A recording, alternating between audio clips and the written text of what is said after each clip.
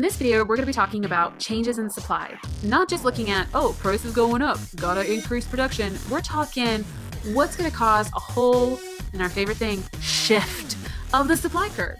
First of all, we have to think of the input cost. So were there any change to the cost of the input? Like, for instance, maybe there is an increase in labor. Oh, I don't know, like minimum wage? What? So will that affect the supply? Is there going to be a cost that the firm's marginal cost is going to increase? Well, if your marginal cost increases, you're not going to be making as much money.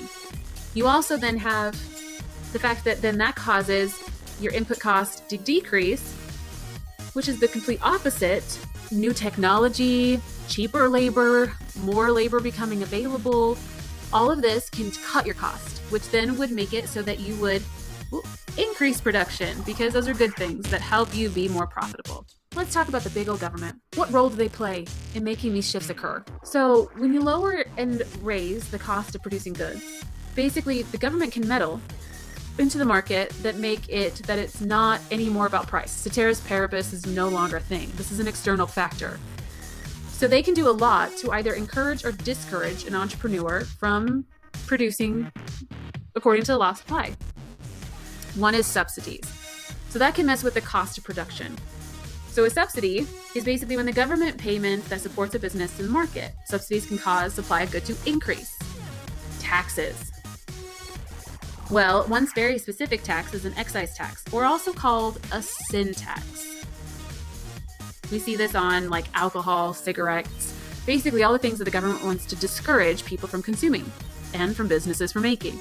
So because it costs a lot of money and it could cost the business money, basically it could cause the supply to go down. It's going to increase the cost of production. Or further regulations.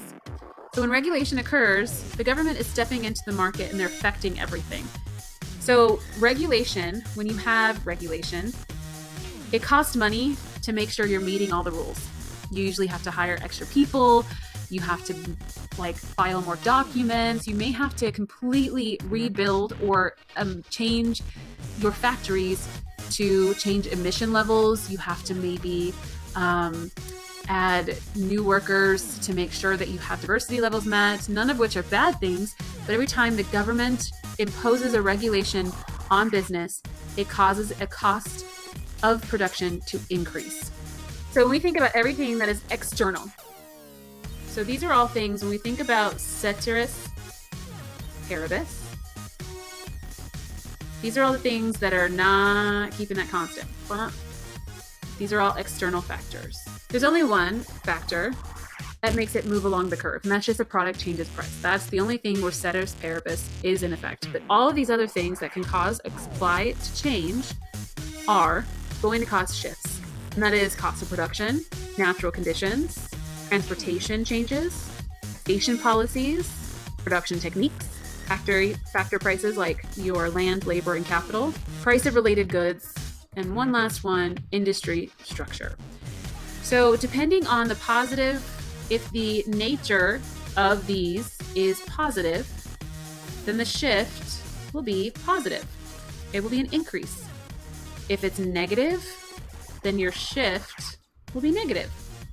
We learned that with the Suez Canal and the fact that there was a disruption in the transportation, it was a negative effect.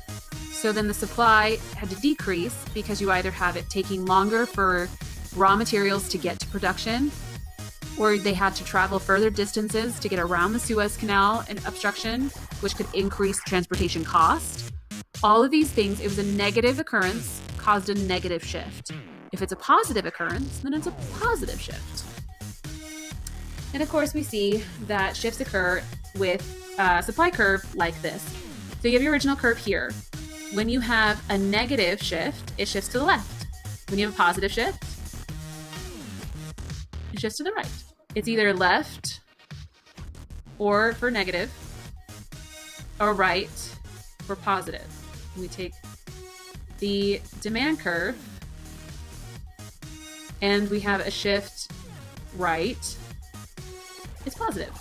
When you had a shift left, it's negative. We want to see, is it a positive occurrence or a negative occurrence? Is it going to affect the quantity supplied in a positive way or a negative way? And this is important to consider. You're not changing a specific value, you're changing every single value on the supply curve. And that is why the whole curve shifts. So I hope you learned a lot about understanding just the basics of the law of supply. Thanks for watching.